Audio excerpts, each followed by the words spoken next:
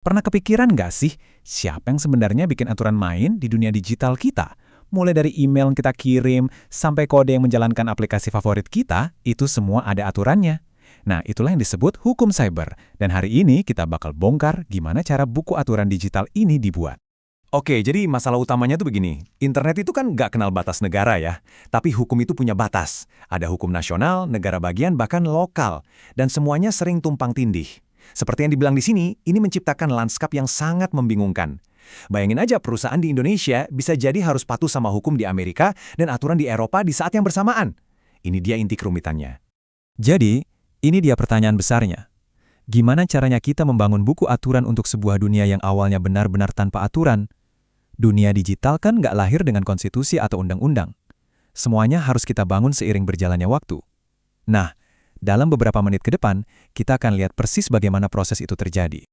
Sebelum kita bisa ngertiin hukum kali siber, kita perlu paham dulu dasar-dasarnya. Coba bayangin hukum itu kayak kotak perkakas, dan di dalamnya ada 3 alat utama. Hukum pidana, hukum perdata, dan hukum administrasi. Masing-masing punya fungsi yang beda-beda buat membangun dan menjaga ketertiban. Yuk, kita bedah 2 yang pertama. Hukum pidana tujuannya tuh buat menjaga ketertiban dan keamanan masyarakat. Ini yang diurusin polisi dan jaksa. Jadi yang berperkara itu masyarakat melawan individu. Dan hukumannya bisa denda sampai penjara. Nah, kalau hukum perdata, itu fokusnya menyelesaikan sengketa antar individu atau perusahaan. Bukan soal kejahatan, tapi soal ganti rugi. Misalnya sengketa kontrak gitu. Hukumannya biasanya uang, bukan kurungan penjara. Nah, biar lebih kebayang, ini contoh nyata gimana hukum pidana bekerja di dunia digital. Ada cerita tentang seorang siswa yang ngirim ancaman bom lewat email. Dia pikir nggak bakal ketahuan. Wah, salah besar. Seorang penyelidik kejahatan cyber berhasil melacak email itu sampai ke komputer perpustakaan sekolahnya dalam waktu kurang dari 2 jam. Ini bukti nyata kalau tindakan di dunia digital punya konsekuensi yang sangat serius di dunia nyata. Dan ini dia alat kita yang ketiga, hukum administrasi. Gampangnya, ini adalah aturan main internal yang dibuat oleh lembaga pemerintah untuk menjalankan tugas mereka sehari-hari. Kalau hukum pidana dan perdata itu undang-undang besarnya, nah hukum administrasi ini kayak buku panduan operasionalnya, biar pemerintahan bisa jalan.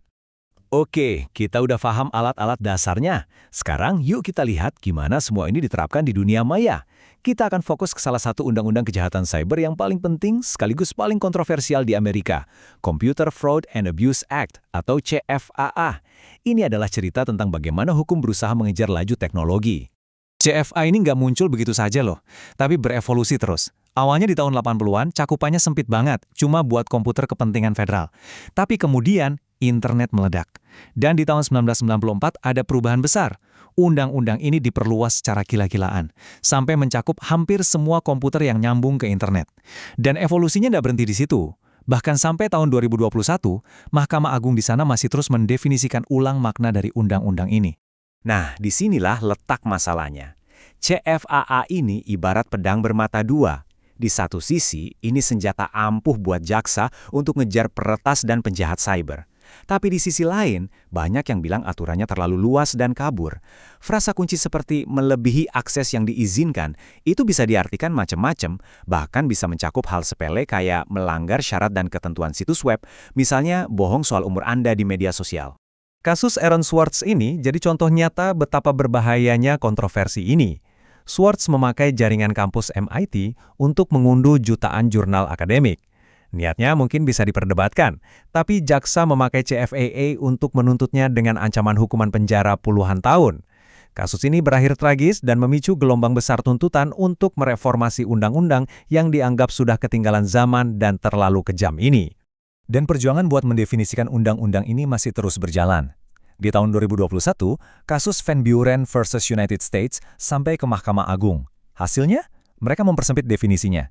Menurut mereka, melanggar CFAA itu artinya kamu mengakses file atau folder yang memang sama sekali nggak boleh kamu sentuh, ibaratnya masuk ke ruangan terlarang. Ini sedikit memperjelas, tapi perdebatan soal cakupan undang-undang ini masih jauh dari kata selesai. Oke, kita udah ngobrolin soal kejahatan siber. Sekarang kita pindah ke bagian lain dari buku aturan digital ini, soal kepemilikan. Gimana caranya kita bisa memiliki sesuatu yang nggak kelihatan, kayak kode, musik, atau tulisan di dunia maya? Nah, disinilah hukum kekayaan intelektual masuk. Secara garis besar, ada 4 alat utama buat melindungi ide. Ada hak cipta. Ini buat karya kreatif seperti musik dan tulisan. Terus ada merek dagang, ini buat melindungi identitas, kayak nama dan logo. Lalu paten, ini buat ngelindungin penemuan baru. Dan terakhir, rahasia dagang, buat menjaga informasi berharga tetap rahasia, kayak resep rahasia Coca-Cola gitu. Keempat inilah pilar utama kepemilikan di era digital.